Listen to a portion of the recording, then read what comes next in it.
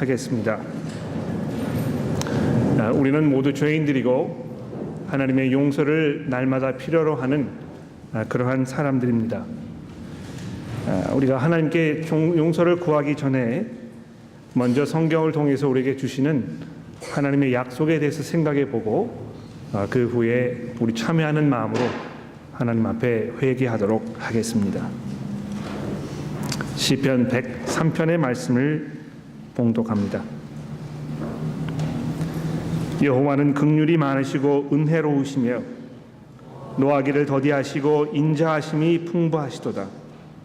자주 경책하지 아니하시며 노를 영원히 품지 아니하시리로다.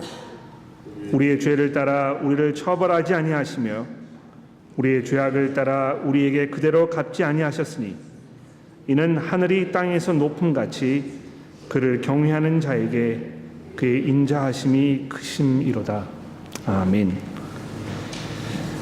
그렇습니다. 우리가 하나님의 그 긍휼하심과 하나님의 그 인자하심에 의지하여서 이제 참여하는 마음으로 하나님께 용서를 구하도록 합시다. 저희들의 창조주시며 심판관이신 자비하신 하나님, 저희들 모두는 생각과 말과 행동에서 하나님께 범죄한 죄인들임을 고백합니다. 저희들은 온 마음을 다하여 하나님 아버지를 사랑하지도 않았고 저희 이웃을 저희 자신같이 사랑하지도 못하였습니다. 저희들의 이러한 죄악을 회개하며 하나님께 용서를 간구합니다. 저희들에게 주신 새 생명 가운데 아버지를 사랑하며 순종하면서 살아가도록 저희들에게 힘 주시기를 예수 그리스도의 이름으로 간절히 기도합니다. 아멘. 우리가 아직 죄인 되었을 때에 그리스도께서 우리를 위해 죽으심으로 하나님께서 우리에 대한 자기의 사랑을 확증하셨느니라. 그러므로 이제 그리스도 예수 안에 있는 자에게는 결코 정죄함이 없나니 이는 그리스도 예수 안에 있는 생명의 성령의 법이 죄와 사망의 법에서 너를 해방하였음이니라. 아멘.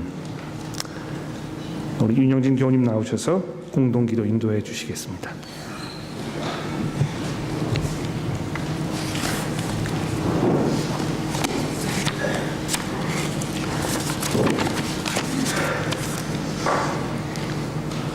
다 같이 기도드리시겠습니다.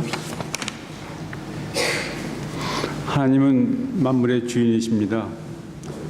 만물을 말씀으로 지으시고 오늘도 그 말씀 가운데 살아계신 하나님께 찬송과 찬양을 드립니다.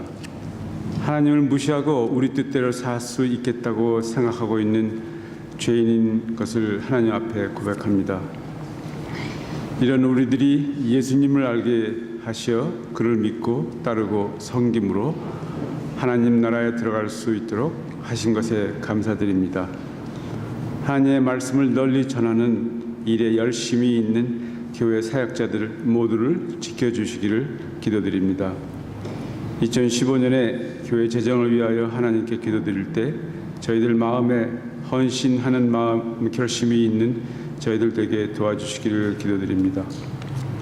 또 일본에 선교서로 가서 복음 사역의 열매를 맺어 한 사람 한 사람씩 하나님의 복음을 받고 삶이 복음 안에서 변화되는 모습을 전해주는 켈리 선교사님을 위해서 기도드립니다. 일본 KGK 학생들이 가지고 있는 시간과 자질과 그리고 자원들을 잘 사용할 수 있는 그런 지혜를 주시고 또 켈리 선교사님이 학생들에게 좋은 그리스도인의 본보기가 될 수 있도록 도와주시기를 기도드립니다. 이번 주말에 9am 수련회가 있게 되는데 이 수련회가 서로 사랑하는 교회 가족들의 잔치가 되게 하셔서 서로 봉사하고 섬김으로 교회 식구들이 화목하게 되어 하나님 나라에 둔 소망을 함께 나눌 수 있는 식구들 되게 하여 주시기를 위하여 기도드립니다.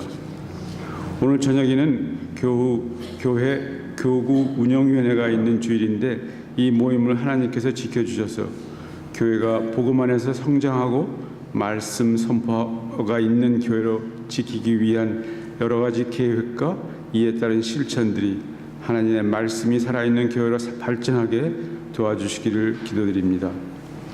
이제 십자가에서 돌아가신 예수님을 기억하게 하여 주세요.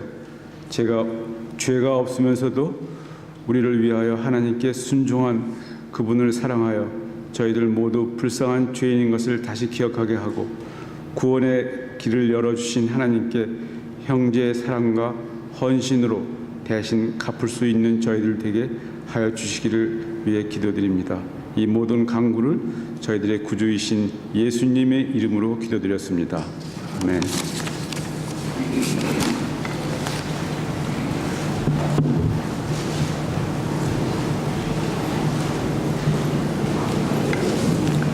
오늘 말씀은 구약 성경 미가서 7장입니다. 미가서는 1451페이지입니다.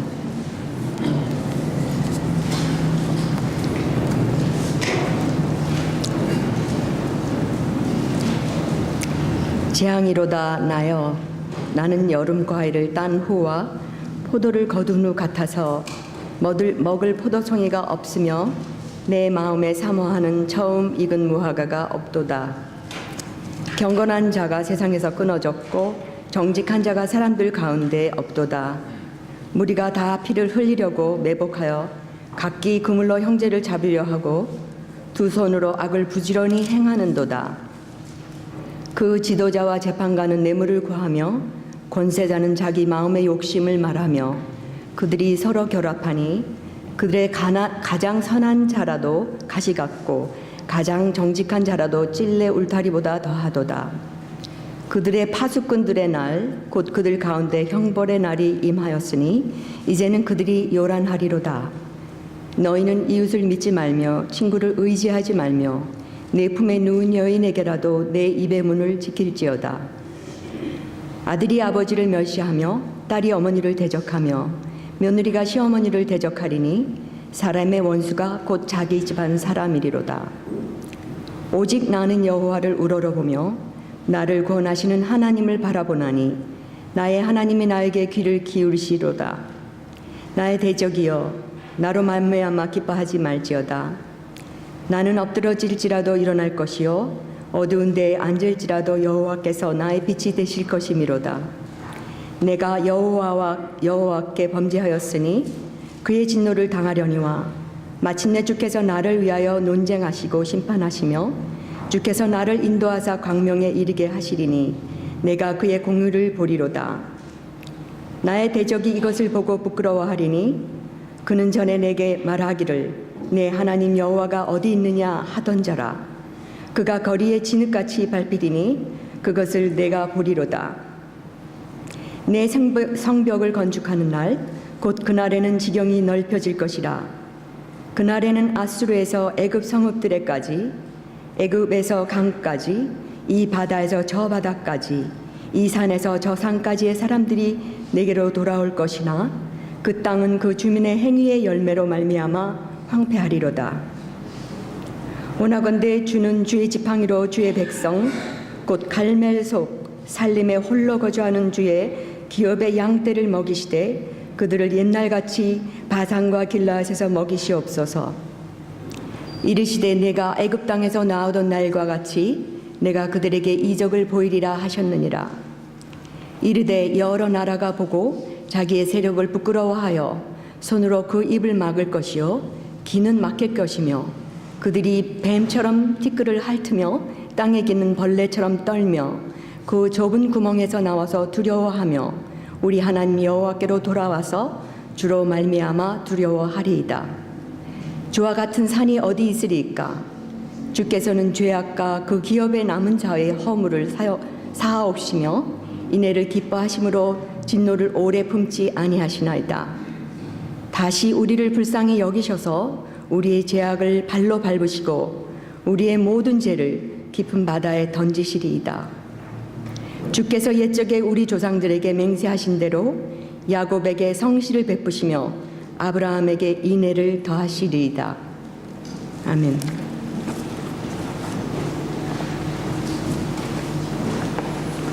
이어서 신약 성경은 데살로니가 전서 5장입니다.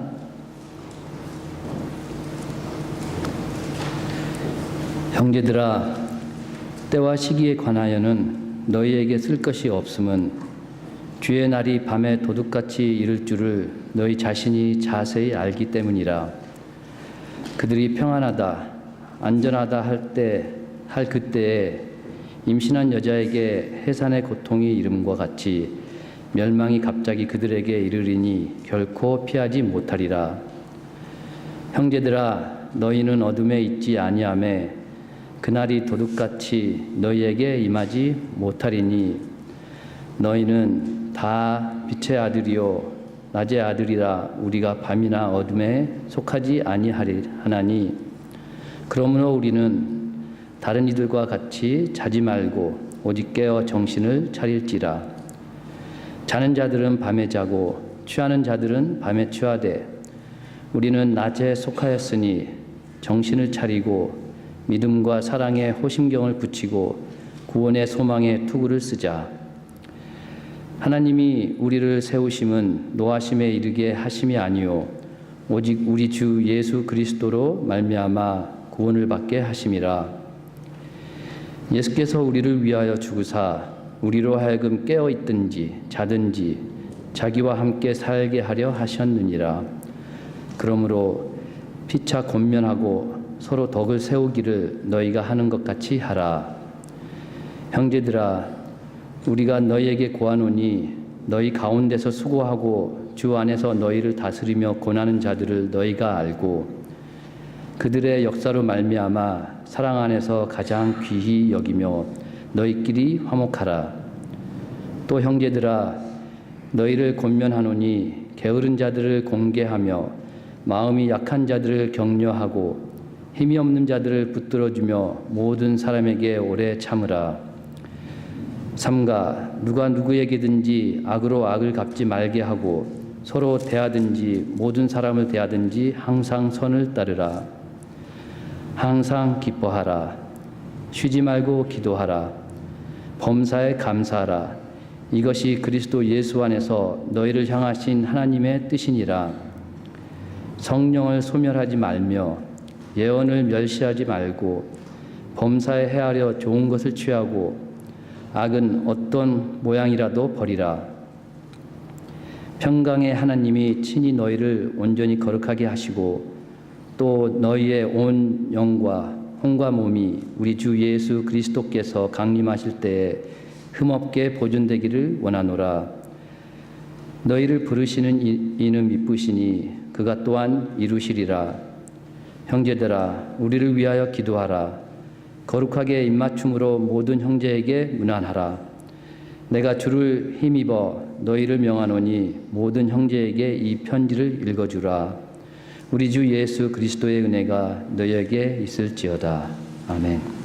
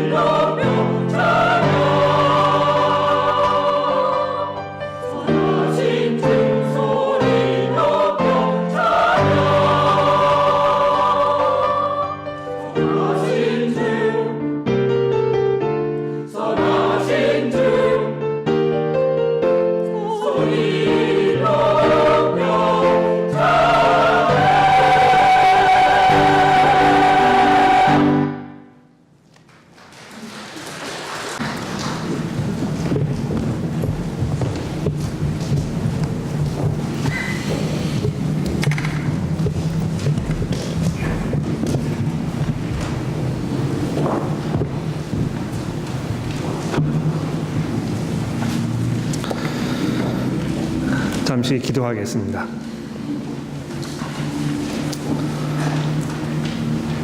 하나님 아버지 감사합니다.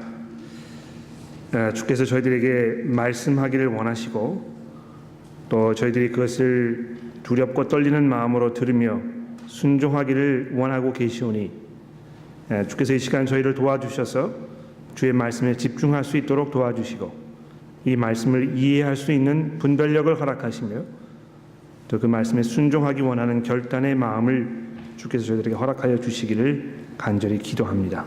예수 그리스도의 이름으로 간절히 기도합니다. 아멘.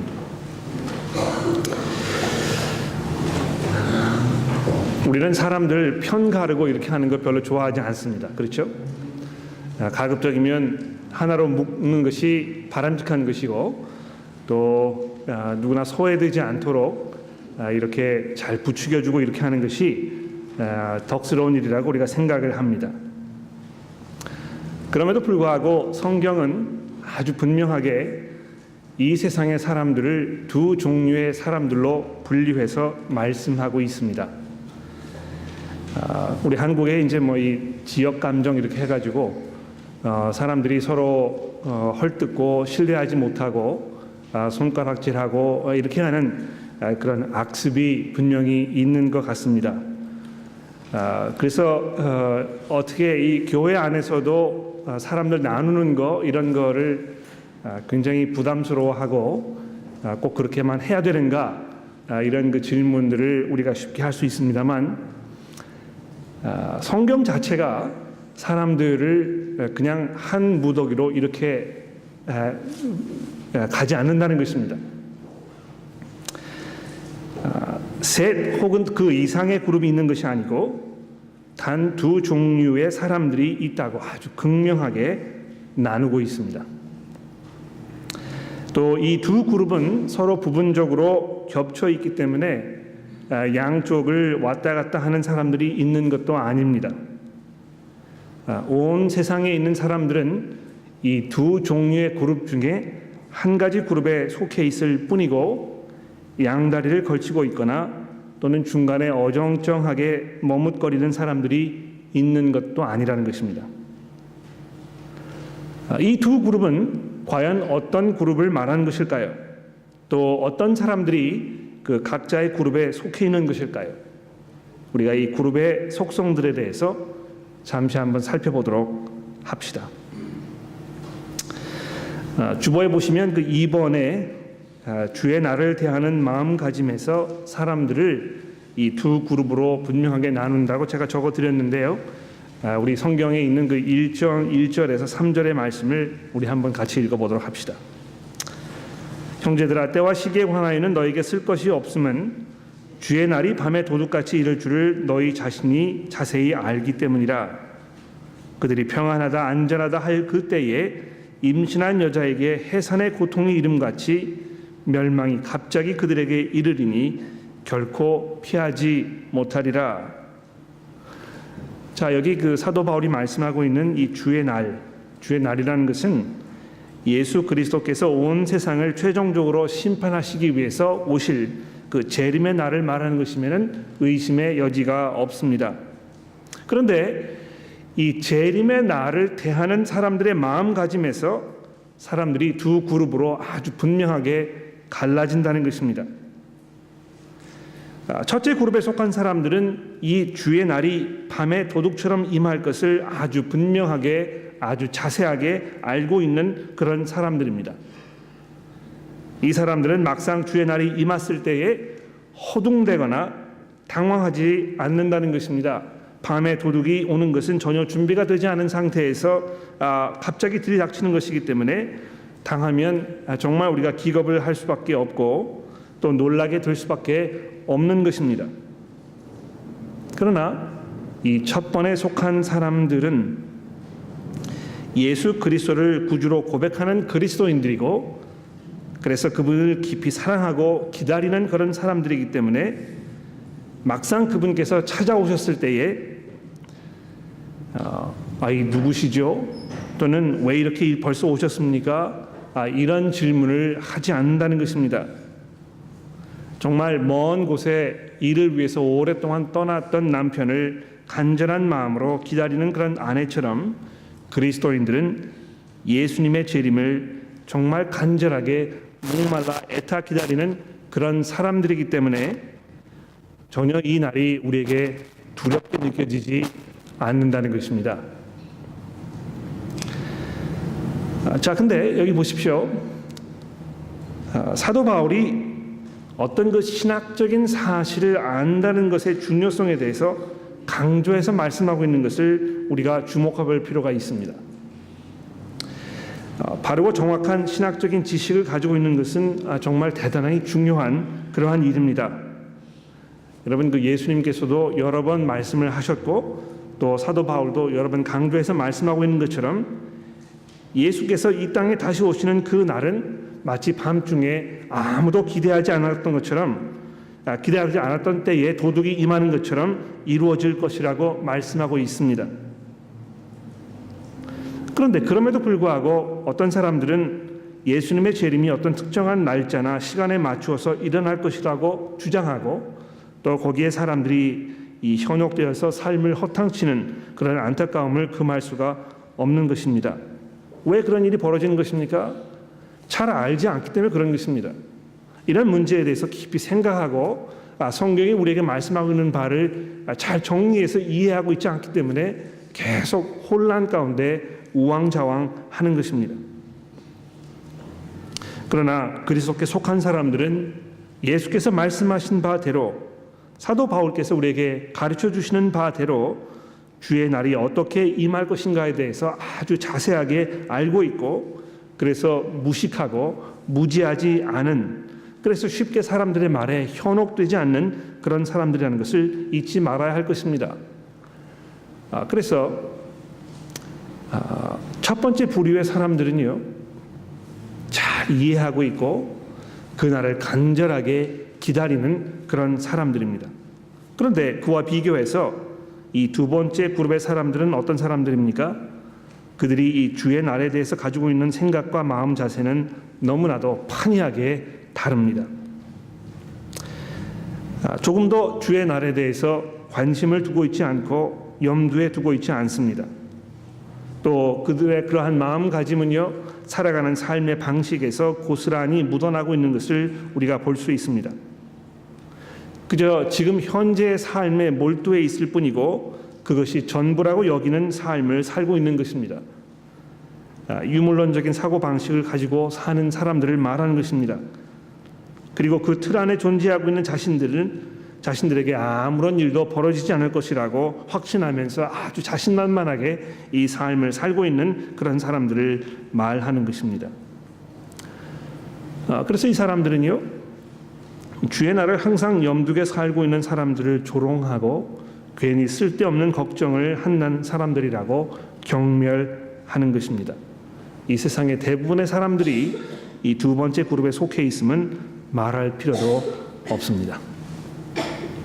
여러분은 이 두 그룹 중에서 어느 그룹에 속해 있습니까?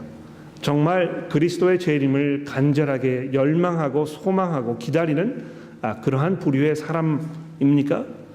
아니면 거기에 너무 신경 쓸 겨를이 없이 그저 매일매일의 삶에 채여서 거기에 집중해서 그냥 그것이 전부인 것처럼 살고 있는 모습으로 살아가고 있습니까? 계속해서 두 번째로, 이 두 부류의 사람들은 그 삶의 방식에서 너무나도 분명한 차이를 보인다고 사도 바울이 오늘 본문 말씀에 이야기합니다. 4절부터 10절 말씀을 볼까요?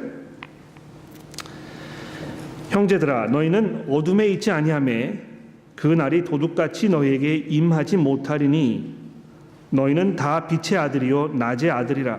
우리가 밤이나 어둠에 속하지 아니하나니 그러므로 우리는 다른 이들과 같이 자지 말고 오직 정신을 차릴지니라. 자는 자들은 밤에 자고 취하는 자들은 밤에 취하되 우리는 낮에 속하였으니 정신을 차리고 믿음과 사랑의 호심경을 붙이고 구원의 소망의 투구를 쓰자. 하나님이 우리를 세우심은 노하심에 이르려 하게 하심이 아니요 오직 우리 주 예수 그리스도로 말미암아 구원을 받게 하심이라. 예수께서 우리를 위하여 죽으사 우리로 하여금 깨어 있든지 자든지 자기와 함께 살게 하셨느니라. 자, 이렇게 해서 6절에 말씀하고 있는 것처럼 그리스도인들은 자지 않고 깨어 정신을 바짝 차리고 살고 있다는 것입니다. 삶의 이 긴장감을 늦추지 않는다는 것입니다. 아마 지난 60년 이상 이 분단 국가로 휴전 상태를 살고 있는 한국 사람들이라면 이 성경이 말씀하고 있는 이 자지 않고 정신을 바짝 차리고 산다는 말을 누구보다 더 잘 이해하고 있어야 하지 않을까 생각을 합니다. 뭐 이 천안함 사건이라든지 또 연평도 폭격 사건이라든지 또 가끔 들려오는 뭐 핵실험의 소식이라든지 또 북한 정권이 순식간에 붕괴될지도 모른다는 이런 설 등이 남한에 살고 있는 사람들에게 이 혹시나 하는 그 긴장감을 늦추지 않게 한다는 것입니다. 제가 뭐 한국에서 군대를 가본 적이 없어서 그 문화를 잘 이해하지는 못합니다만 가보지 않아도 어느 정도 짐작은 할 수 있을 것 같습니다. 여러분, 그 군대에 있는 그 군인들이 이 비상사태가 나가지고 출동 대기 명령이 떨어지게 되면 얼마나 바짝 긴장하고 조마조마하겠습니까? 군대를 보낸 부모님, 자식을 군대에 보낸 부모님들께서 이런 사태들이 벌어날 때마다 정말 이 신경이 곤두서고 혹시나 하는 이 불안감 속에서 살 수밖에 없는 그런 것이 남한에 살고 있는 사람들의 현실이라고 생각을 합니다. 그러나 그럼에도 불구하고 그게 굉장히 일시적이라는 것이죠. 막 그렇게 긴장 상태가 이루어졌다가 그냥 이게 또 풀어지게 되면 그냥 뭐 아무 일도 없었던 것처럼 그저 흥청망청 편안하게 아무런 생각 없이 그저 뭐 이 드라마나 보고 뭐 이 K-팝 음악이나 듣고 이렇게 하면서 그냥 아무 일도 없었던 것처럼 이렇게 살고 있다는 것입니다. 그러나 우리 그리스도인들은 우리의 본분을 기억하면서 긴장감을 늦추지 말아야 한다고 이야기하고 있습니다. 우리는 빛의 아들이기 때문에, 낮의 아들이기 때문에, 밤에 속하지 않았기 때문에 우리가 빛의 자녀답게 살 수 있도록 단단하게 정신을 차려야 한다고 성경 말씀이 이야기하고 있는 것입니다. 자, 그러면서 어떻게 정신을 차리는 것인가, 이 문제를 가지고 이 군대에서 군인들이 무장하고 있는 그런 모습으로 우리에게 설명을 하고 있습니다. 7절 말씀해 보십시오. 8절입니다. 우리는 낮에 속하였으니 정신을 차리고 믿음과 사랑의 호심경을 붙이고 구원의 소망의 투구를 쓰자. 그래서 이 믿음과 사랑과 이 소망, 이 세 가지를 마치 군인들이 전쟁터에 나가기 위해서 무장하는 그런 모습으로 우리에게 설명하고 있다는 것입니다. 사실 성경이 상당히 여러 군데에서 우리 그리스도인의 현재의 삶을 이 군인의 모습으로 설명하고 있습니다. 우리는 이 평화 시대에 살고 있는 것이 아니고 전시에 살고 있다는 것입니다. 그래서 정말 긴장을 풀지 말아야 하고 언제든지 출동할 수 있는 준비가 되어 있어야 한다고 이렇게 말씀하면서 믿음과 사랑과 소망의 삶을 살아야 할 것에 대해서 우리에게 사도 바울이 말씀하고 있습니다. 그러면서 9절 말씀해 보시는 대로 하나님께서 우리를 부르셔서 교회로 세우신 그 목적은 이 예수 재림의 날, 주의 날 마지막 날에 우리가 하나님의 그 심판 가운데 멸망하도록 하기 위해서가 아니고 오직 그리스도로 말미암아 구원을 받게 하려 함이라고 말씀하고 있는 것입니다. 그렇습니다, 여러분. 이미 여러분과 제가 이 십자가의 사건을 통해서 구원을 받은 것입니다. 그렇죠? 이미 우리는 하나님의 백성으로 인정받은 것이고 우리가 하나님께서 여러분과 저를 의롭다고 인정해 주셨습니다. 그러나 성경은 동시에 우리의 구원이 아직 우리를 기다리고 있다고 이야기합니다. 즉 예수께서 재림하시는 그날 정말 우리를 하나님의 그 품으로 온전하게 불러주시는 그 마지막 그 순간이 남아있다고 이야기하는 것입니다. 그래서 그 날까지 우리가 안전하게 갈 수 있도록 하는 것이 우리 그리스도인의 삶의 근본적인 목적이라고 말씀하고 있는 것입니다. 예수께서 우리를 위하여 죽으사 우리로 하여금 깨어 있든지 자든지 자기와 함께 살게 하셨다고 이렇게 성경이 말씀하고 있습니다. 자, 이런 면에서 이 세상의 사람들은 이 두 종류의 사람으로 아주 분명하게 갈려 있습니다. 정말 예수 그리스도의 재림을 간절하게 기다리고 있기 때문에 자든지 깨든지 그분을 기다리는 삶을 사는 그런 사람들이 있는가 하면 그저 그날에 대해서 아무런 생각도 없이 그냥 이 땅에서 현재의 삶이 가장 중요한 것이라고 거기에 몰두해서 살든지 이 두 종류의 사람이 우리 가운데 있다는 것입니다. 여러분은 이 둘 중에 어느 부류에 속해 계십니까? 어떤 삶을 지금 여러분은 살고 계신 것입니까? 내가 지금 나의 삶을 돌아보았을 때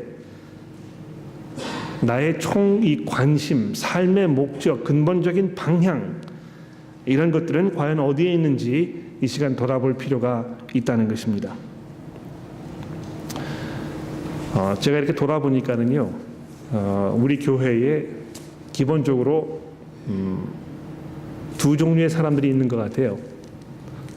첫 번째 종류의 분들은 자녀를 키우든지 뭐 직장 생활을 하든지 정말 이 삶에 아주 바쁘게 살고 계시는 그런 분들입니다. 또 다른 한 부류의 분들은 이제 조금 삶의 여유가 생기셔서 뭐 은퇴를 하셨든지 또 뭐 이 경제적으로 조금 더 넉넉해지는 그런 그 상황에 있든지 뭐 이렇게 해서 뭐 그렇게 막 각박하게 아주 복잡하게 그 치열하게 그렇게 살지 않는 그런 두 부류의 분들이 계시는 것 같습니다. 정말 그 치열한 삶을 살고 계시는 분들은 정말 삶이 치열하기 때문에 다른 거 생각할 겨를이 없다고 느껴지실지 모르겠고요. 또 좀 삶의 여유를 갖고 사시는 분들께서는 내가 일평생 정말 사느라고 고생했기 때문에 이제는 내가 삶을 조금 즐기면서 여가선용을 하면서 조금 더 넉넉하게 살아야 되겠다 이런 마음을 가지고 살고 있는 것 같습니다. 첫 번째 부류, 정말 삶을 치열하게 살고 있기 때문에 다른 것을 생각할 겨를이 없는 분들도 마찬가지고 또 조금 삶의 여유가 생겼기 때문에 여가선용하면서 내가 넉넉하게 살아야 되겠다는 마음을 가지고 계시는 분도 마찬가지고 긴장하지 않는 것입니다. 예수 그리스도의 재림에 대해서 우리가 깊이 생각하고 그것을 마음속에 깊이 담아두었기 때문에 거기에 대해서 느끼는 어떤 그 긴장감 이런 것들이 많이 부족한 것입니다. 그러나 제가 지지난주에도 말씀을 드렸습니다만 믿음의 사람들은 성경에 등장하는 많은 믿음의 사람들은 예수 그리스도의 재림의 날을 항상 기대하면서 고대하면서 살아왔다는 것이죠. 정말 그분께서 이 땅에 나타나셔서 우리를 그 품으로 불러주시고 자녀로 삼아주셔서 우리가 영원히 그분과 함께 살도록 하는 그 날을 정말 고대하는 그런 삶을 살았던 것입니다.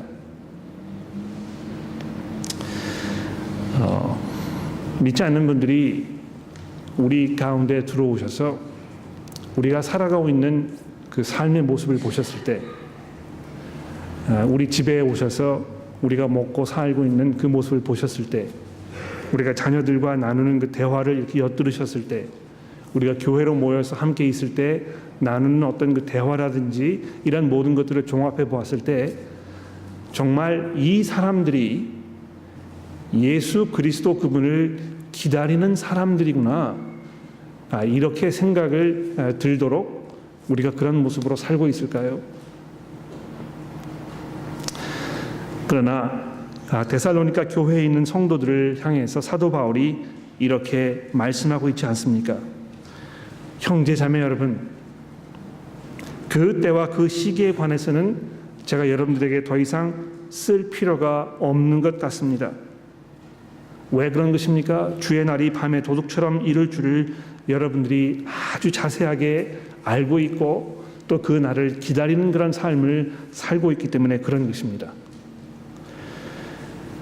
그러면서 우리가 이제 그 1장에서 보았듯이요, 사도 바울이 이 데살로니가 교회에 대해서 어떻게 설명을 하고 있습니까? 여러분들의 그런 모습이 주변에 있는 다른 여러 교회들의 본이 되었습니다. 다른 교회에 있는 많은 분들이 여러분들의 그런 모습을 보면서 보고 배우고 있다고 이렇게 격려하고 있습니다. 그래서 우리가 이 데살로니가 전서를 읽으면서 이 데살로니가 교회 성도들의 그 모습을 보면서 우리가 어떤 결정을 내려야 되겠습니까? 그렇구나.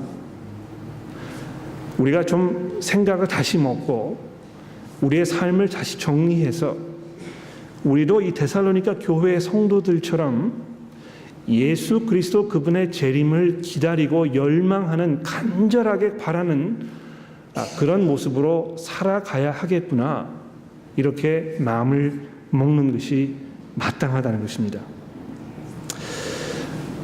여러분, 그 옆에 계시는 분들과 함께 잠시 그 대화할 수 있는 시간을 제가 잠깐 드리겠습니다.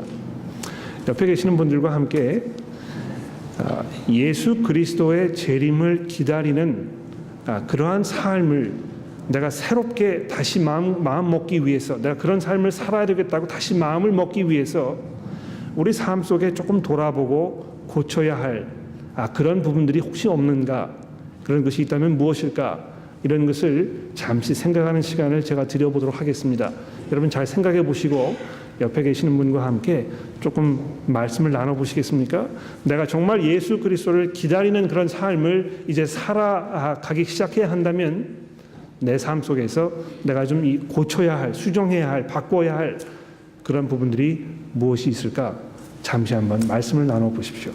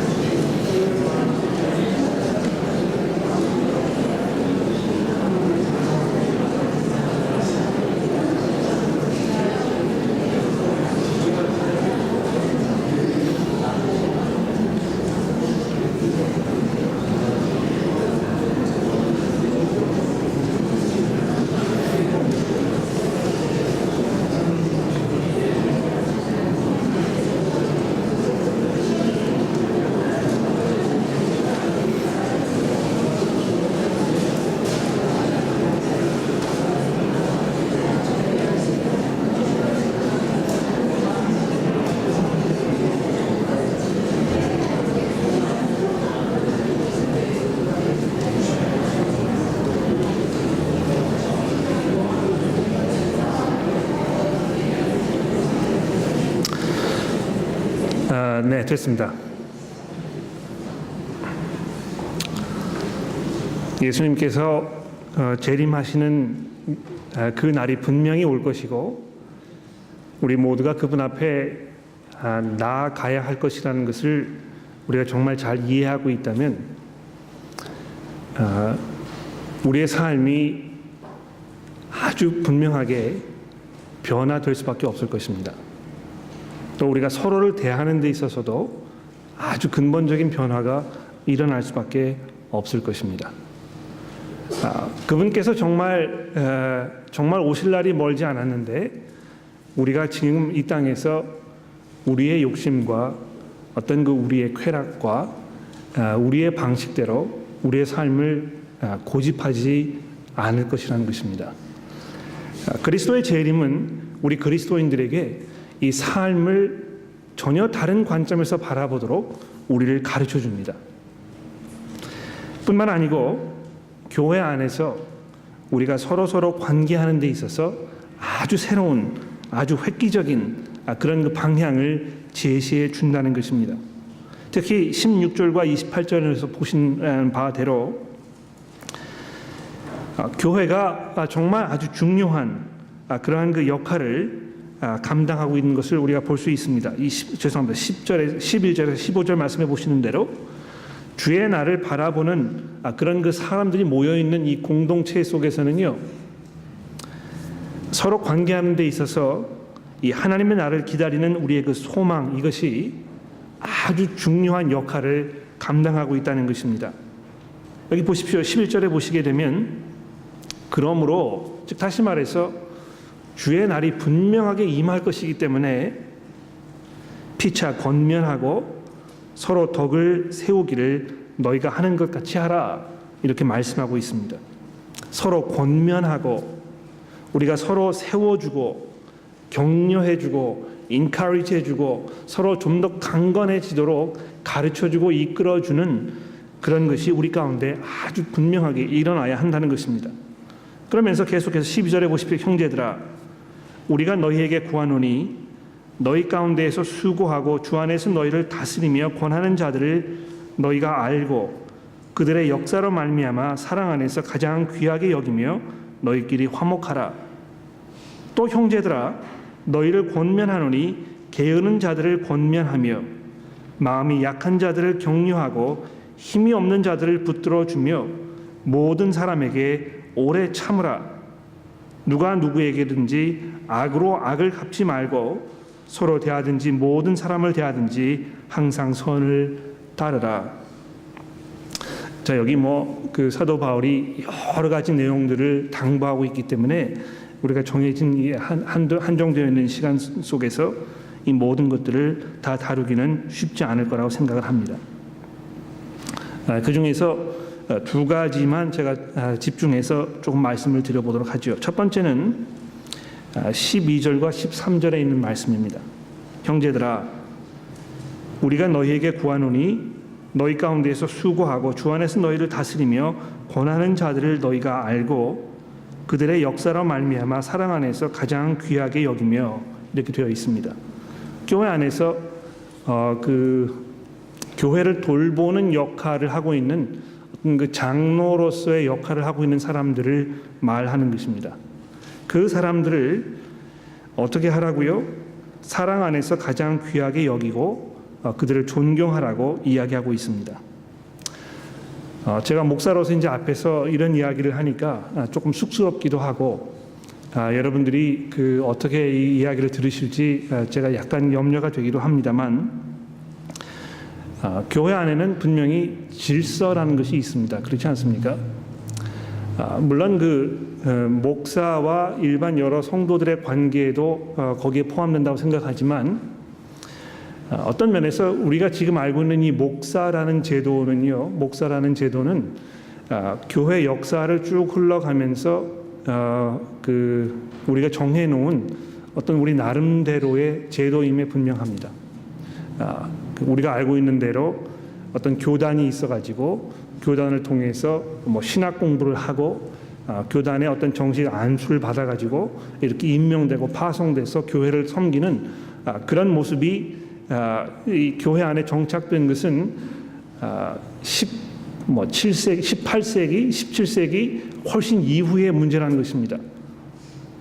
오히려 지금 사도 바울이 여기 이야기하고 있는 그 주 안에서 수고하고 너희를 다스리며 권하는 이 모든 사람들은 교회 안에 있는 그 일반 성도들 가운데 어떤 장로로서의 역할을 하고 있던 그런 사람들을 말하는 것임에 분명합니다. 그래서 물론 그 목사가 거기에 포함이 되어 있겠습니다만 아마 좀 더 분명한 의미에서라면 저희 교회에서 여러 성도들의 신뢰를 받고 또 성경을 가르치는 일을 하고 있고 사람들을 격려하고 돌봐주고 있는 그런 역할을 하고 있는 형제 자매들을 말하고 있는 것임에 분명합니다. 어떤 면에서 그 일반 평신도들 가운데 이 리더십의 역할을 하고 있는 사람들을 대한 일반 교우들의 마음가짐, 어떤 대하는 그 태도, 이런 것들이 정말 우리가 예수 그리스도의 재림을 기다리는 사람들인가 아닌가의 어떤 그 한 표현의 방법이라는 것입니다. 모르겠습니다. 그 교회에서 이제 그 성교 공부 리더로 이렇게 임명을 이렇게 하면 그 분들은 그 그룹에 속한 사람들의 영적 상태를 책임지고 돌아보아야 할 어떤 그 목회자임에 분명합니다. 또 우리가 그분들을 교회의 그 리더로 세웠을 때는 그분들의 말을 순종하고 그분들의 가르침을 우리가 잘 듣고 그들의 그 삶의 모습을 따라가고 그들의 그 패턴을 우리 삶 속에서 배워가는 그런 일에 우리가 참여하고 동참하겠다 하는 그런 그 선언을 하는 것입니다. 그러므로 우리 안에서 정말 그 성경 공부를 인도하기 위해서 수고하고 계시는 형제 자매 여러분들을 우리가 정말 존경하는 마음으로 그들의 그 권위를 인정해주고 그들의 삶의 패턴을 보고 배우는 그런 모습으로 우리 가운데 살아가야 할 것입니다. 그런데 그렇게 하는 것이 예수 그리스도의 재림을 기다리는 공동체로서의 아주 마땅한 그러한 모습이라는 것입니다. 두 번째로 15절 말씀해 보십시오. 삼가 누가 누구에게든지 악으로 악을 갚지 말게 하고 서로 대하든지 모든 사람을 대하든지 항상 선을 따르라고 말씀하고 있습니다. 여러분, 이 악을 악으로 갚는 것, 이것은 우리 인간들의 본성입니다. 그렇지 않습니까? 나에게 어떤 그 부당한 일이 생기게 되면 나에게 그 해를 끼친 그 사람에게 내가 똑같이 해주고 싶은 것이 우리 인간들의 기본적인 마음 자세라는 것입니다. 그러나 누구에게든지 악으로 악을 갚지 말게 하라고 사도 바울이 말씀하고 있습니다. 왜 그렇습니까? 하나님께서 우리를 그렇게 대하지 않으셨기 때문에 그런 것입니다. 우리가 마지막 날 하나님의 심판도 앞에 섰을 때 하나님께서 우리를 어떤 마음으로 대하실 것입니까? 우리가 하나님께 저지른 그 악을 하나님께서는 온전한 참으심과 인내하심으로 용서하심으로 우리를 대하실 것입니다. 우리가 그렇게 하나님의 은혜를 입었다면 우리는 형제 자매들과의 관계에서 한없는 오래 참음과 인내와 너그러움과 품음으로 서로를 대해야 할 것입니다. 정말 우리가 선함을 추구하고 다른 사람들에게 어떻게 해서든지 상처를 입히지 않도록 최선의 노력을 다하는 것이 우리 그리스도인들의 마땅한 도리라는 것입니다. 그리고 마지막으로 16절에서 28절의 말씀을 몇 가지 말씀드리고 정리를 해보도록 하겠습니다. 항상 기뻐하라, 쉬지 말고 기도하라, 범사에 감사하라. 이것이 그리스도 예수 안에서 너희를 향하신 하나님의 뜻이니라. 성령을 소멸하지 말며 예언을 멸시하지 말고 범사에 헤아려 좋은 것을 취하고 악은 어떤 모양이라도 버려라. 평강의 하나님이 친히 너희를 온전히 거룩하게 하시고 또 너희 영과 혼과 몸이 우리 주 예수 그리스도께서 강림하실 때에 흠없이 보존되기를 원하노라. 자, 이렇게 하면서 데살로니가 교회를 향한 사도 바울의 이 마지막 기도의 말씀이 우리에게 전달되고 있습니다. 그 기도에 사도 바울의 간절한 마지막 열망은 무엇입니까?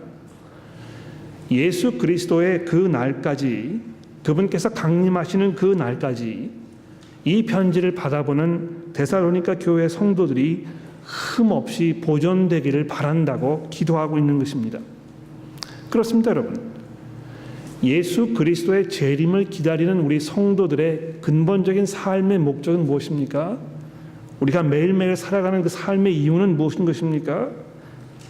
우리의 몸과 영과 혼이 그 마지막 날까지 흠없이 보존되게 되는 것입니다. 우리가 이 땅에서 이 혼탁한 세상에서 세상과 타협하거나 거기에 물들어 사는 것이 아니고요. 거기에서 구별되어서 거룩해져서 정말 그 마지막 날까지 거룩한 모습으로 살게 되는 것입니다. 자, 그런데 여러분 그 24절 말씀해 보십시오. 여기 보시게 되면 너희를 부르신 이는 미쁘시니 그가 이루실 것이라고 사도 바울이 아주 분명하게 우리에게 약속해 주고 있습니다. 우리가 그 마지막 날까지 안전하게 갈 수 있는 유일한 근거는 무엇입니까? 하나님의 그 미쁘심입니다. 그분의 그 선하심입니다. 그분의 그 능력입니다. 그분께서 여러분과 저를 아주 안전하게 그 마지막 날까지 인도하실 것이라고 사도 바울이 우리에게 약속해 주고 있습니다. 형제자매 여러분, 이 가운데에는 예수 믿은 지 오래되신 분도 계실 것이고 이제 막 예수를 믿겠다고 마음을 결정하신 분도 있을 것입니다. 예수를 믿겠다고 막 결정하신 분들 경우에는 아마 예수님 재림하신 것에 대해서 과거에 그렇게 많이 들어보지 않으셨을 거라 생각이 듭니다. 또 오랫동안 신앙생활을 하신 분들 경우에는 너무 이 이야기를 자주 들어서 식상해 계실지도 모르겠습니다. 그런데 어떤 상황에 계시든지 간에 우리가 오늘 아침에 데살로니가 전서 이 마지막 부분의 말씀을 들으면서 예수 그리스도의 이 재림에 대해서 아주 새롭게 좀 더 신선하게 이 문제를 다시 접근할 수 있으면 좋겠습니다. 우리가 그냥 이것을 미래에 일어날 것이라고 막연하게 생각하는 어떤 성경의 가르침 중에 하나라고 생각하지 말고 정말 우리가 이것을 위해서 지금 살고 있고 이것을 위해서 존재하고 있는 것이고 이것이 우리 삶 전체를 주관하고 있다는 것을 우리가 다시 한번 마음속에 다짐하고 확인하는 그런 시간이 되었으면 좋겠습니다. 그리고 그러한 우리의 다짐과 이 새로운 마음가짐이 서로를 대하는 데 있어서 우리가 어떻게 형제 자매를 권면하고 가르치고 이끌어주고 하는 데 있어서 드러나야 할 것인가, 이거 잘 한번 생각해보는 그런 시간이 되기를 간절히 기도합니다. 혹시 여러분 그 본문 말씀에 대해서 좀 질문이 있으시거나 궁금하신 게 있을지 모르겠는데요. 조금 생각해 보시고 질문하실 수 있는 시간을 제가 좀 드릴 테니까 질문을 좀 해보시도록 하겠고요. 이렇게 공적인 자리에서 질문하기가 어려우시면 여러분가 앉으신 자리 앞에 보시면 조그만 용지들이 준비가 되어 있습니다. 그 용지에 이렇게 그 질문을 적으셔서 나가실 때 통에 넣어 주셔도 되겠습니다. 그러면 제가 다음 주에 혹시 추려가지고 질문을 대답해 드리도록 하겠는데요. 지금 일단 이 시간 이 자리에서 여러분 정말 궁금하신 것들이 몇 가지가 있으시다면 한 두세 질문 정도 제가 한번 받아보도록 그렇게 하겠습니다. 잠시 그 옆에 계시는 분들과 함께 오늘 그 들으신 본문 말씀 또 데살로니가 전서에 대해서 좀 말씀을 나눠보시고요. 혹시 질문하고 싶은 것이 있으신지 서로 한번 대화를 나눠보신 다음에 공적인 자리에서 질문하도록 이렇게 한번 해보도록 하겠습니다.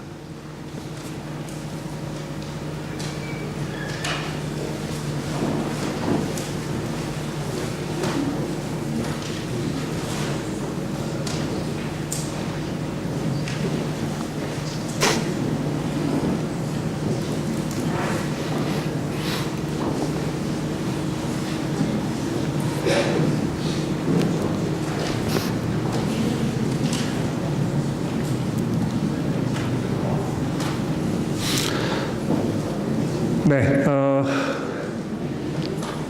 질문하기 원하시면 우리 박성원 교우님 질문이 있으신데 마이크가 준비가 되어 있는지 모르겠습니다. 안 돼, 큰 소리로 질문을 좀 해주셔야 되겠는데요. 죄송합니다. 예.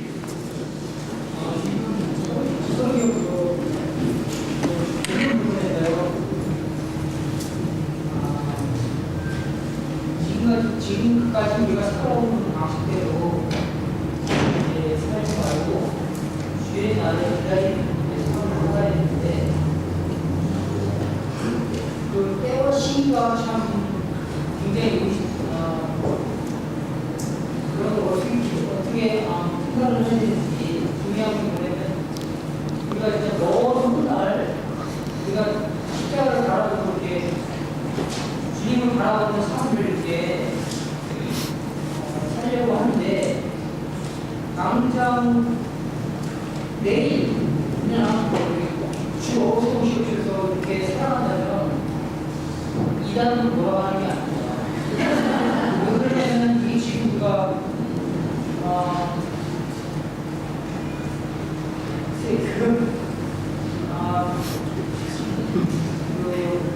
우리가 이제 나이 들면은 리타이어 할 때 어떻게 할 것인가 그런 계획을 하고 당장 초다시 목을 소리해야 되고 또 이런 어떤 그런 짧은 긴 건 미래를 바라보고 살지 않습니까?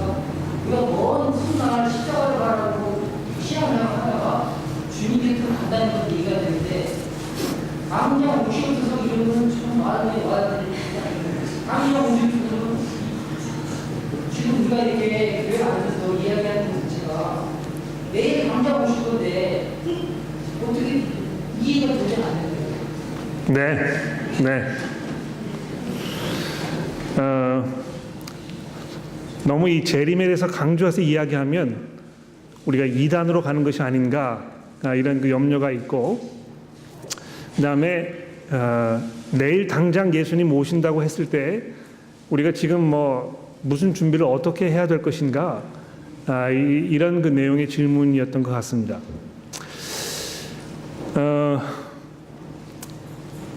이단이라고 몰려도 할 수 없죠.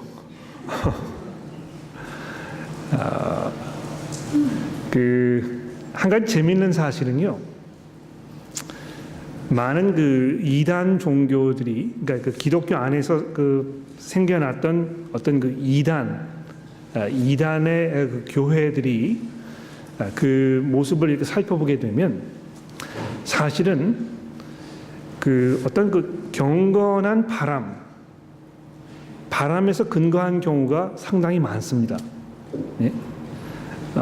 그 예수님의 재림을 간절하게 열망하고 기다렸기 때문에 그 정말 그렇게 우리가 살자 이렇게 그 생각을 하기 시작했는데 그게 이제 점점 극단적으로 가게 되다 보니까 뭐 그럼 집도 다 팔아서 교회다가 다 바치고 애들도 뭐 더 이상 학교 보내지 말고 막 이런 그 극단적인 방향으로 이제 가게 되는 것이죠. 그런데 그럼에도 불구하고 기본적인 그 마음가짐 이런 거는 그렇게 틀리지 않았다는 것입니다. 예?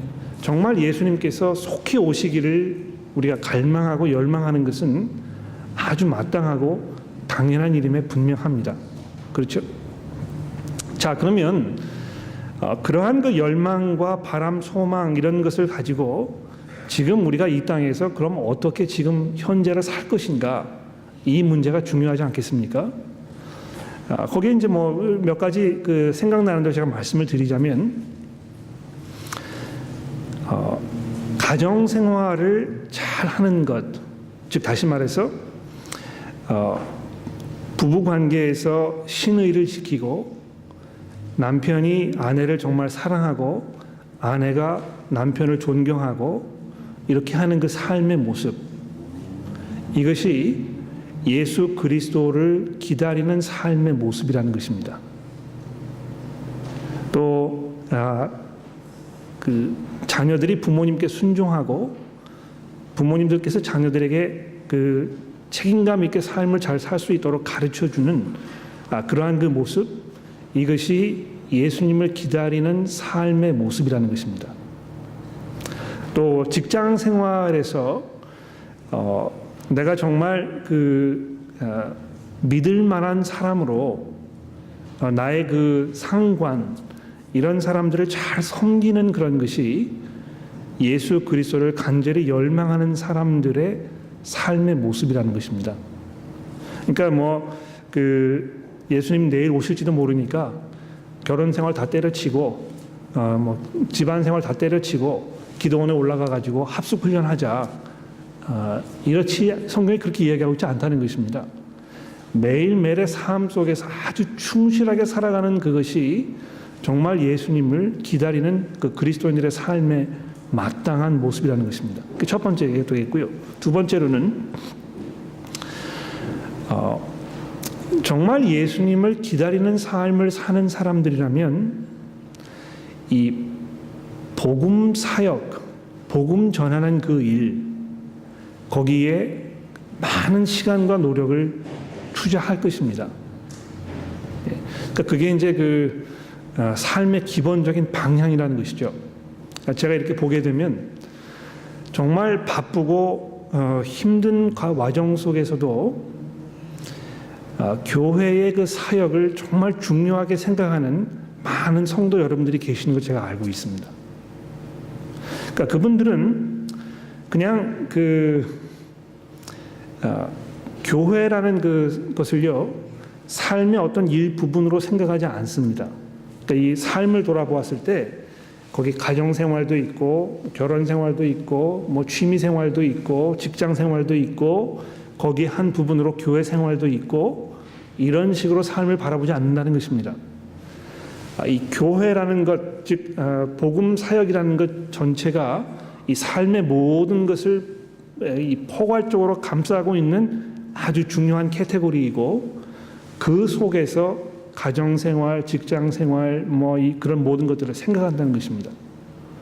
그래서 우리 가정이 복음 전하는 일을 하기 위해서 뭘 해야 될까? 내가 복음 전하는 일을 하기 위해서 내가 어떻게 직장생활을 해야 될까? 내가 복음 전하는 일을 하기 위해서 내가 사업을 어떻게 해야 될까? 이렇게 생각한다는 것입니다. 왜 그렇습니까? 예수 그리스도께서 오실 것이기 때문에 빨리 그분 오시기 전에 더 많은 사람들에게 그분 소개하는 일이 중요하기 때문에 그런 것입니다. 그래서 조금 오해를 하시게 되면 그럼 이제 우리가 다 버리고 우리끼리 모아가지고 담 높이 싸고 세상과 이렇게 떨어져가지고 그냥 우리끼리 이렇게 하다가 예수님 만나자 이렇게 많은 사람들이 생각을 했었어요, 사실은. 그래서 산에 올라가기도 하고 기도원에 가기도 하고 또 거기에서 모여 살다가 그 공동체가 되기도 하고 막 이렇다는 것이죠. 그러나 신약 성경이 특히 사도 바울이 여러분과 저에게 당부하는 말씀이 무엇입니까? 우리가 세상과 격리되어서 살지 말라는 것입니다. 오히려 세상 속에 들어가서 살라고 이야기하고 있습니다. 우리가 세상에 빛과 소금이 되어서 살아야 하는 것이거든요. 세상 사람들과 함께 살지만 그들에게 휩쓸리지 말라고 이야기하고 있는 것이지 그들과 격리해서 살라고 이야기하지 않습니다. 그러므로 직장 생활 잘 하시는 것, 그런데 거기에서 정말 그리스도인답게 믿을만하게 욕심부리지 아니하고 정직하게 성실하게 매일매일의 삶을 살면서 복음 전하는 기회를 엿보는 것, 그것을 추구하는 것, 이런 것이 예수님 기다리는 삶의 기본적인 모습이라는 것입니다. 그 정도로 제가 말씀을 혹시 충분하지 않으면 이따 점심 식사를 나눌 때 저 찾아오시면 그러면 되겠습니다. 예, 우리 최현배 교우님.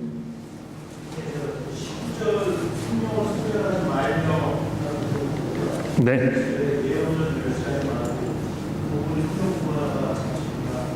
네, 고맙습니다.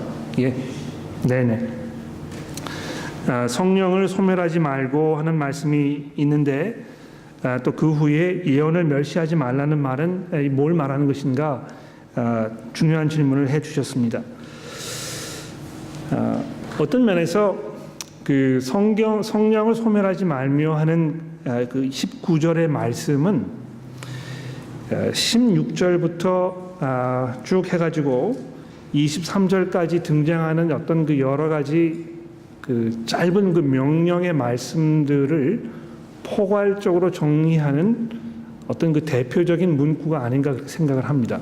즉 다시 말해서 성령을 소멸하지 않는다는 것은 항상 기뻐하는 걸 말하는 것입니다. 또 쉬지 말고 기도하는 걸 말하는 것입니다. 범사에 감사하는 것을 말하는 것입니다. 성령을 그 소멸하지 말라. 성령께서 우리 가운데 일하시는 것을 우리가 억압하지 말라는 것입니다. 그런데 이 항상 기뻐하는 것, 감사하는 것, 선한 것을 취하는 것, 또 악을 버리는 것, 이런 모든 것들이 어떤 면에서 사도 바울이 갈라디아서 이야기하고 있는 성령의 열매와 그렇게 다르지 않습니다. 그렇죠? 성령의 열매는 무엇입니까? 사랑과 희락과 공유와 화평과 오래 참음과 양선과 온유와 절제라는 것이죠. 그렇죠?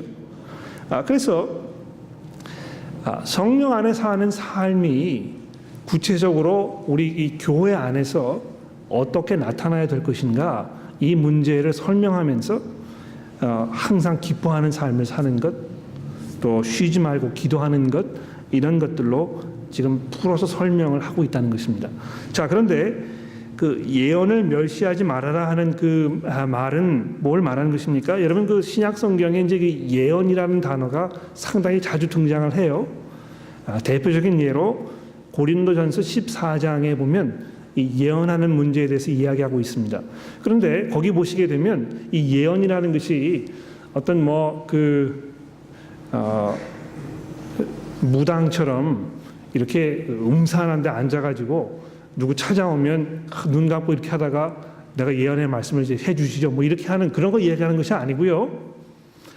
오히려 교회 안에 이렇게 모였을 때 이 자리에서 서로에게 격려가 되고 하나님의 말씀을 기억나도록 하는 어떤 그 가르침의 사역이었던 것 같아요. 예? 그래서 그 고린도서 14장에 보시게 되면 교회로 모였을 때 예언의 말씀이 누구에게 오면 그 사람이 그 자리에서 일어나 가지고 그 말을 하라 이렇게 되어 있습니다. 그런데 그 사람이 그 이야기를 할 때 나머지 사람들은 그 이야기를 잘 듣고 잘 분별하라고 얘기합니다. 그렇죠? 그 다음에 그 사람이 이야기하고 있다가 또 다른 사람이 말씀에 오게 되면 첫 번 이야기하던 사람은 자리에 앉고 두 번째 사람이 일어나서 얘기하라고 이렇게 이야기합니다. 그래서 막 우왕좌왕 이렇게 하지 말고 질서대로 차례차례 그 말을 잘 듣고 생각해보고 정리하고 분별하고 이렇게 하라고 이야기하고 있는 것입니다.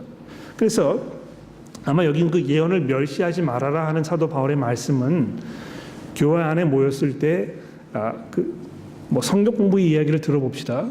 거기에 모시게 되면 여러분들이 잘 준비해가지고 이 말씀이 지금 이러이러한 것들을 우리에게 이야기하고 있는 것이라고 이해가 되지 않았습니까? 그러면 그 이해된 것을 가지고 성경 공부 그룹에 오셔서 서로 이렇게 그 쉐어링을 하고 있단 말입니다. 그런 자리에서 누구의 말을 이렇게 막 묵살시키거나 그렇게 하지 못하도록 막거나 그렇게 하지 말라는 거 이야기하는 것 같아요. 그래서 가급적이면 교회로 모였을 때 성도들이 서로의 이야기를 잘 듣고 저울질을 잘 해보고 그래서 정말 이것이 성경에서 이야기하고 있는 것인가 아닌가를 잘 판단해보고 하는 그런 모습을 이야기하고 있는 것이 아닌가 그렇게 생각을 합니다. 예.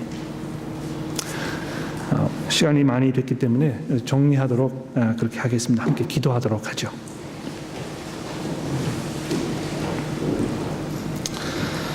하나님 아버지 감사합니다. 주께서 저희를 하나님의 백성으로 불러 모아 주셔서 거듭나게 하시고 하나님의 백성으로 살게 하셨는데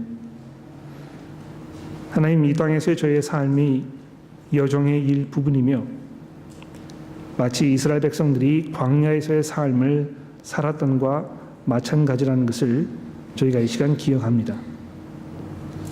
우리의 그 궁극적인 삶의 목적지가 예수 그리스도의 그 영광의 날임을 기억합니다. 하나님, 저희가 그것을 저희 마음속에 담아두고 우리가 방황하지 않도록 저희를 도와주시기를 간절히 기도합니다. 하나님, 저희가 그 날을 위해서 살게 하시고 그 날을 바라보면서 살도록 저희를 인도하여 주시기를 간절히 기도합니다. 하나님, 이 세상의 많은 사람들이 마치 이 땅에서의 삶이 전부인 것처럼 착각하면서 살고 있는 이 때에 우리가 영원한 하나님 나라에서 그리스도와 함께 온전하게 살게 될 것임을 기억하면서 우리가 서로를 사랑으로, 인내함으로, 오래 참음으로 대할 수 있도록 저희를 도와주시고, 무엇보다도 우리가 주를 증거하는 일에 있어서 앞장서며 우리의 가진 모든 것들을 거기에 투자할 수 있도록 하나님 저희를 도와주시기를 간절히 기도합니다. 예수 그리스도의 이름으로 간절히 기도합니다. 아멘. 몇 가지 안내 말씀을 드린 후에 오늘 주일 모임을 정리하도록 하겠습니다. 이미 저희가 이제 2주 말씀을 드린 대로 2015년 복음 사역의 미래를 준비하기 위한 그 재정 캠페인을 저희가 하고 있는 중에 있습니다. 그 회계를 맡으신 우리 매튜 홀라니 형제님에 의하면 벌써 지난주까지 목표했던 바에 약 한 30% 정도가 달성이 되었다고 이렇게 말씀을 전해 주셨는데요. 아마 여러분들이 나름대로 충분히 생각해 보시고 계실 거라고 생각이 되고, 아직도 시간이 좀 있기 때문에 그 여유를 가지고 이렇게 생각하고 계실 거라고 제가 짐작을 합니다. 내년 사역을 우리가 잘 할 수 있도록, 특히 젊은 사람들을 위해서 우리가 그 청빙하려고 하는 우리 이한호 전도사님 모실 수 있도록 우리가 헌신할 수 있게 되기를 간절히 기도합니다. 특별히 그 자동이체 방법으로 헌금하실 수 있는 그 방법을 교회에서 적극 권해드리고 있는데요. 이런 방법으로 헌금해 보신 적이 없기 때문에 이제 생소하게 느껴지실 것이고 선뜻 결정하시기가 쉽지 않을 거라고 제가 짐작을 합니다만, 그럼에도 불구하고 상당히 많은 분들이 우리 교회에서 그 방법을 선택해서 사용하고 계시고, 그것이 교회의 재정을 계획하고 준비하는데 상당한 도움이 된다는 것을 말씀을 드리고 싶습니다. 그래서 필요하시다면 그런 방법으로 헌금하고 계시는 분들이 혹시 계시는지 좀 알아보시고, 그분들의 의견을 좀 들어보시고, 또 필요하시다면 저희 교회의 운영위원이라든지 또 성교 공부 리더분들에게 이렇게 좀 질문을 하시고 상의를 하셔도 굉장히 도움되지 않을까, 그렇게 생각을 합니다. 나머지 내용들은 그 설교 주보에 이제 정리가 되어 있으니까 주보를 참여해 주시면 되겠고요. 설교 계획을 조금 말씀을 드리면, 다음 주부터는 우리가 그 요나서 시리즈를 새로 시작한다는 거 염두에 두시면 되겠습니다. 성경 공부 교재에도 이미 이제 웹사이트에 올라가 있는데, 다음 주 설교를 준비하시기 위해서 요나서 1장의 말씀을 공부하시면 그러면 되겠습니다. 나머지 내용들은 주보에 있는 내용을 참고하시면 되겠고요. 우리 모두 일어나셔서 폐회 찬송 함께 하도록 하겠습니다.